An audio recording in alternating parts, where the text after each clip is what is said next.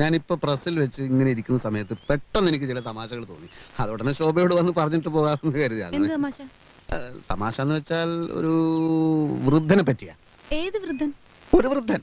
ഈ വൃദ്ധൻ ഹോട്ടലാണെന്ന് കരുതി ഒരു ബാർബർ ഷാപ്പിൽ കയറി. അപ്പോൾ വൃദ്ധൻ ബാർബറോട് എന്തുണ്ട്? അപ്പോൾ ബാർബർ കട്ടിങ്ങും ഷേവിങ്ങും. അപ്പോൾ വൃദ്ധൻ രണ്ടും ഓരോ പ്ലേറ്റ് പോരട്ടെ.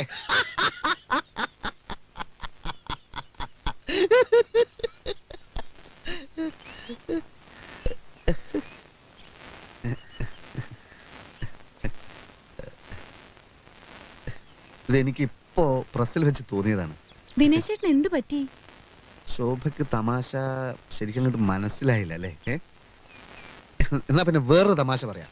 ഇതെന്തായാലും ശോഭയ്ക്ക് ചിരി വരും. ഭയങ്കര തമാശ. എനിക്ക് തുണി കഴുകണം, അമ്മയ്ക്ക് ദേഷ്യം വരും. എന്ന് വെച്ചാൽ എങ്ങനെയാ? ഇതും കൂടി കേട്ടിട്ട് പോയാൽ മതി. ഇതും എനിക്കിപ്പോ പ്രസ്സിൽ വെച്ച് തോന്നിയ വേറൊരു തമാശയാണ്.